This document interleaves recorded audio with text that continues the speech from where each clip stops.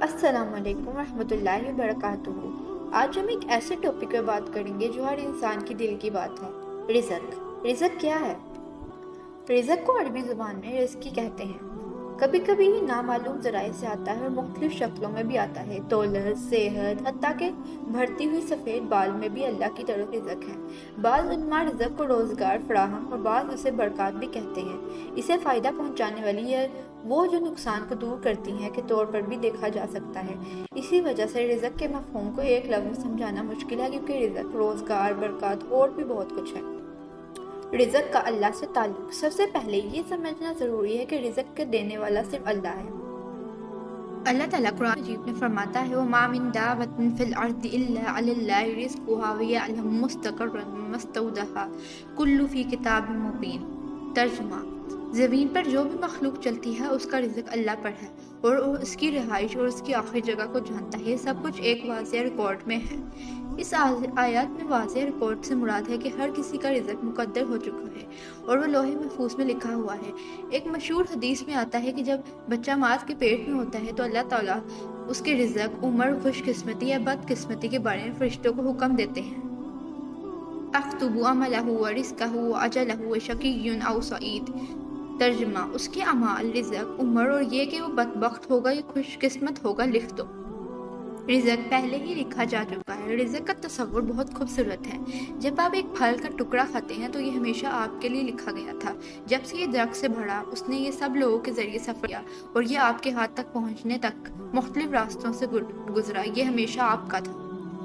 لیکن کوئی شخص اپنی بدبختی اور غربت کے حالات کا الزام تقدیر پر نہیں لگا سکتا۔ یہ وہ بھی کہہ سکتا ہے کہ وہ اچھی زندگی نہیں گزار سکے گا کیونکہ یہ پہلے سے مقرر ہے۔ ہم یہ تسلیم کرتے ہیں آسانی اور مشکل اللہ کی طرف سے آتی ہے اور ایک مسلمان کو اپنی حالات بہتر بنانے کی کوشش کرنی چاہیے، یعنی جو مناسب کوششیں ہیں وہ کرنی چاہیے۔ کوئی شخص یہ نہیں کہہ سکتا کہ میرا رزق کم ہے اور یہ ساری زندگی کم ہی رہے گا جب تک ایسا نہ ہو جائے۔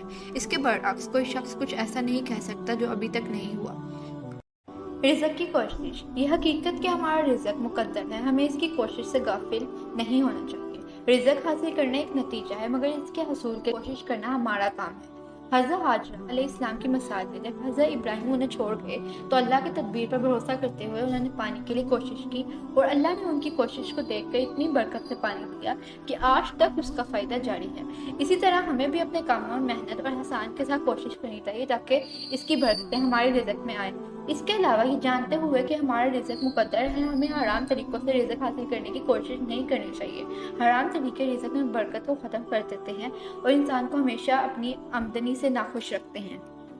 گناہ اور رزق کا تعلق۔ ایک بہت ہی عظیم حدیث ہے جو ہمیں بہت کچھ سمجھاتی ہے۔ نبی کریم صلی اللہ علیہ وسلم نے فرمایا، بندہ اپنے گناہوں کی وجہ سے رزق سے محروم کر دیا جاتا ہے۔ یہ گناہ صرف آخرت کا نقصان نہیں دیتے بلکہ دنیا میں بھی ہمارے رزق کو اٹکا دیتے ہیں۔ کون سے گناہ رزق کو رکواتے ہیں؟ آپ سوچ رہے ہوں گے کہ ایسے کون سے گناہ ہیں جو ہمارے رزق کو روک دیتے ہیں۔ چلیے کچھ اہم وجہوں پر نظر ڈالتے ہیں۔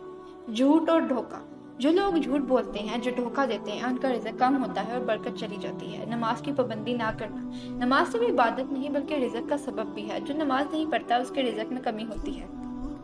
غیبت اور بد زبانی۔ غیبت اور دوسروں کی برائی سے رزق رک جاتا ہے۔ والدین کی نافرمانی۔ اگر والدین ناراض ہو تو رزق کا رکنا طے ہے۔ حرام کمائی۔ حرام پیسہ ہمیشہ تباہی لاتا ہے، چاہے وہ سود ہو یا کسی کا حق مار کر کمایا گیا مال ہو۔ یہ ہمیشہ رزق میں رکاوٹ ڈالتا ہے۔